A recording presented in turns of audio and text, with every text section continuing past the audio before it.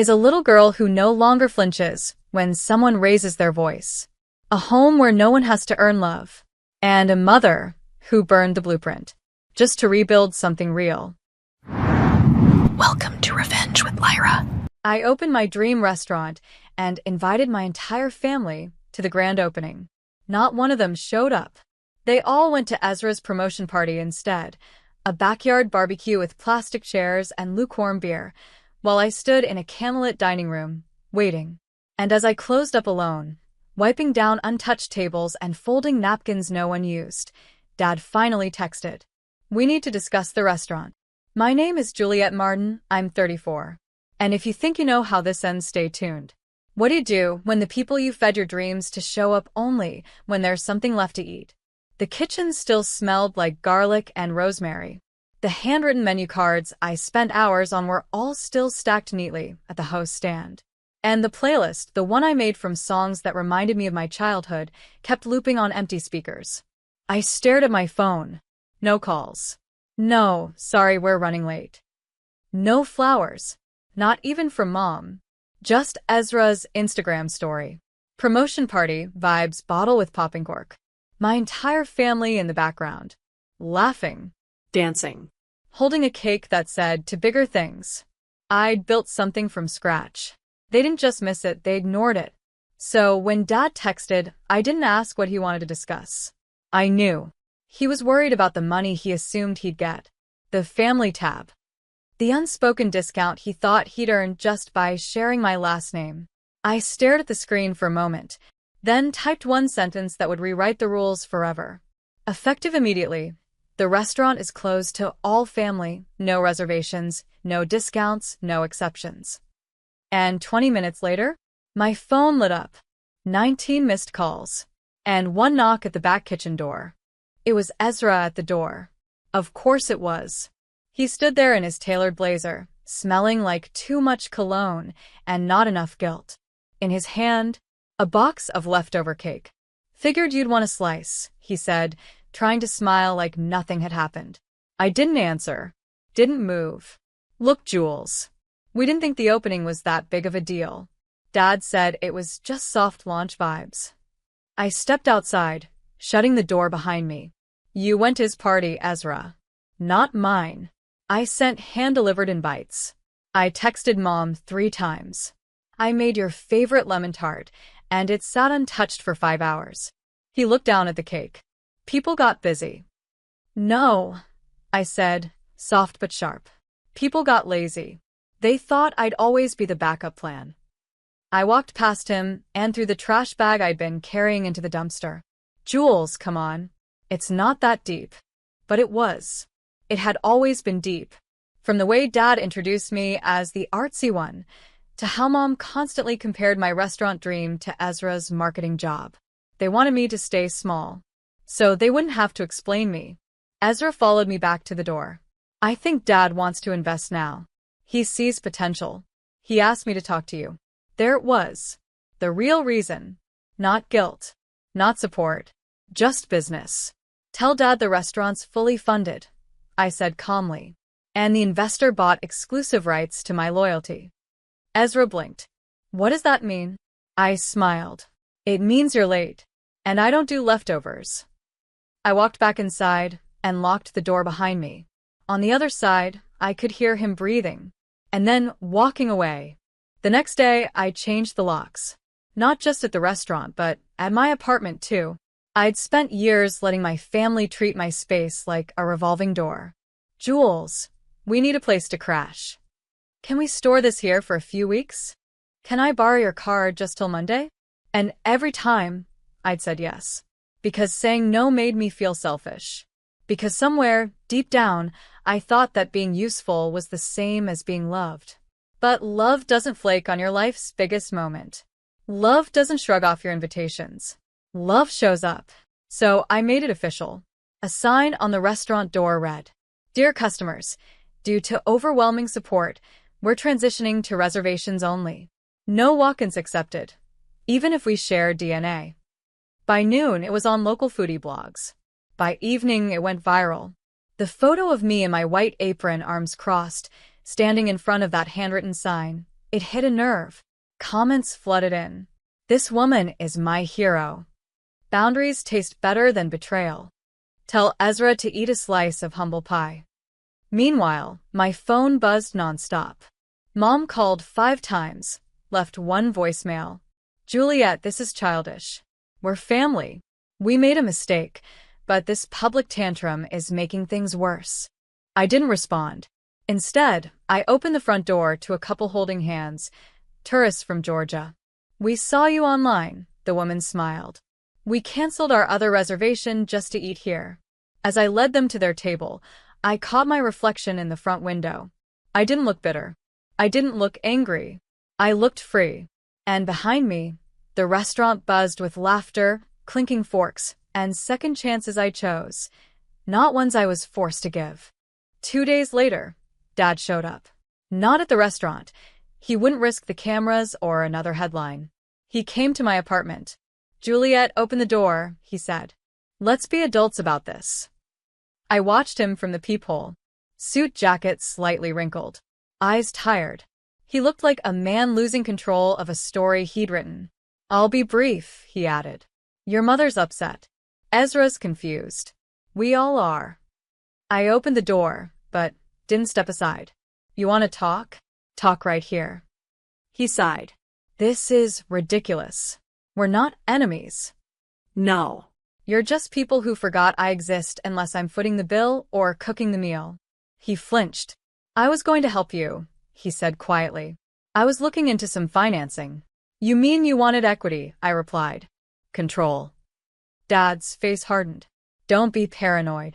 I pulled out the manila envelope that had been waiting on the console behind me. Here's the deed. The restaurant is solely in my name. The LLC, the patents, the recipes, all mine. He blinked. You got a lawyer? I got a team, I said. Funny what happens when you stop waiting for permission to shine. Dad looked down, then muttered. We just wanted you to succeed. No. You wanted me dependent. Manageable. He didn't respond. Before he left, he turned and said, This'll come back to bite you, Jules. You're burning bridges. I nodded, calm. Then I guess I'll learn to swim. I shut the door. And for the first time in my life, I didn't feel like I needed their name to succeed. Because mine, Juliet Martin, was finally worth something. By that night, I had 12 new reservation requests. And 1 message from Ezra. They're planning something. Be careful. I didn't flinch. Let them plan. So was I. The first sign was a bad Yelp review. Then 2. Then 6. All within an hour. Each one eerily similar. Food was cold. Staff was rude. Owners stared at us like we didn't belong. Only problem? None of those names were in the reservation log. And we never had cold food. I knew what this was. Ezra's message echoed in my head. They're planning something. A smear campaign. 1-star warfare. The kind of digital vandalism that doesn't leave fingerprints, just poison. I didn't panic. I prepared. I called my lawyer.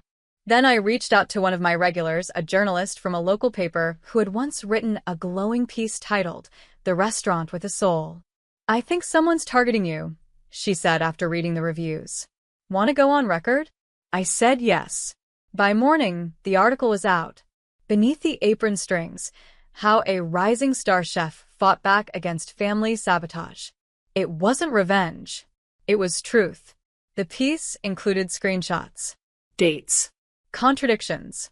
Even a quote from a staff member who said, her dad came in last week and threatened to buy out her lease if she didn't come to her senses. By noon, the story had legs. Comments poured in again, this time from people defending me. Imagine being this threatened by your daughter's success. Families like this create warriors. She's not the black sheep, she's the phoenix. That night, a woman walked into the restaurant and whispered, they tried to break you. But I came here to tip you $1,000 just for standing up. I cried in the walk-in fridge. Not out of weakness, but relief. Because for once, I wasn't alone. The world had seen what they did. And they chose me. You said. The next move wasn't mine. It was Ezra's fiancée, Natalie. She showed up during closing hours, no reservation, just a fragile smile and a trembling phone in her hand. Can I talk to you? She asked. Please. Just a minute. I almost said no, but something in her eyes, guilt, maybe, held me still. She sat across from me in the last booth by the window, her hands wrapped tight around a coffee cup I hadn't poured yet. I didn't know, she whispered. I didn't know how far they were going. I stayed quiet. They created a WhatsApp group. Your mom, Ezra, your Aunt Linda, even your cousin Mark. It was called Project Reset. The plan was to pressure you into selling the restaurant or force you to fail. I didn't flinch. I already knew. Natalie continued, her voice cracking. Ezra said they were just trying to bring you back to reality. But after the article went viral, they turned on each other.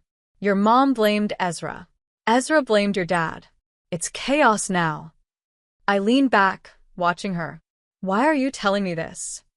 She looked ashamed. Because they dragged me into it. And because I don't want to marry someone who treats his sister like that. She slid her phone across the table. Screenshots. Messages. Voice notes. Proof. I stared at them. Names. Dates. Plans. Natalie cleared her throat. If you want to go public, you have my blessing. I didn't respond. Not yet. Because revenge wasn't about noise. It was about timing. And this wasn't about getting even. This was about getting free. I looked her in the eye. Thank you, I said. You just gave me everything I needed. And I meant it. Sometimes the last card you need comes from someone ready to leave the table, too. The headlines hit at 9:12 a.m. Chef Juliette Martin's family caught plotting to sabotage her career. Leaked messages confirm. I hadn't spoken to any press. I didn't need to. Natalie leaked the messages herself, posted them with a simple caption. I won't be marrying into this family. It exploded. Screenshots from the Project Reset group chat painted the full picture. She's too full of herself. Pull the plug on her supplier discount. Make her beg to come back. The public backlash was instant. Supporters of the restaurant flooded social media with hashtag #StandWithJuliette. People who had been silent before, old friends, high school classmates, even past coworkers, all spoke up. She was always the one carrying everyone. They used her until she had nothing left. This is why she shines, she fought alone. By noon, my reservation list was booked out for 6 weeks. At 2 p.m., my landlord called. Juliette, I'm extending your lease 5 years. Rent locked. You're the pride of this street. At 3:17 p.m., Ezra texted. I didn't know Mom saved that stuff. I'm sorry. I didn't respond. I was prepping dinner service. Folding napkins. Tasting sauce. Fixing a crooked picture on the wall. At 5 p.m., a woman walked in wearing a navy blazer and red lipstick. I'm from the Food Chronicle, she said. We're doing a feature. 10 chefs who survived the fire. You're our cover. I blinked. Cover? She smiled. You're not just a chef. You're a revolution. That night, after the last dish was plated and the lights dimmed, I stood in the empty dining room, barefoot, wine glass in hand. The air wasn't heavy anymore. It was clean. And tomorrow, I'd start planning something even bigger. Because the best revenge wasn't survival. It was success, seasoned with silence. The invitation arrived exactly 1 year later. Gold foil, scripted lettering, sealed with a crest I knew too well. You are cordially invited to Ezra and Marlene's engagement brunch. I laughed. The same family who once locked me out of celebrations was now asking me to join their curated photo op, likely hoping I'd post something positive to help their image. I placed the invite in the blender. Then I opened my laptop and finalized a deal I'd been negotiating for months. Juliette's Table, my second location. This one was in a historic brick building downtown. Exposed beams. Rooftop garden. A kitchen twice the size of the first.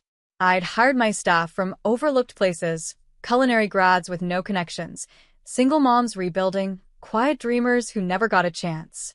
We built something sacred. Not just a restaurant, but a space where dignity was on the menu. As I stepped outside for the ribbon cutting, a crowd had gathered. The same journalist who'd written the first article was there, mic in hand. What would you say to your family now? She asked. I smiled, slow and soft. Nothing. They'd asked for explanations, apologies, second chances. I gave them silence. Because they never needed answers, they needed accountability. And I had nothing left to prove. Later that evening, I stood inside the new kitchen, apron dusted with flour, hands in dough. My staff buzzed behind me, laughter, chopping, the low hum of hope. Then came the moment that marked everything. A woman walked in, alone, nervous. I saw your story, she said. My daughter wants to be a chef. She's afraid she won't be good enough. I handed her a menu.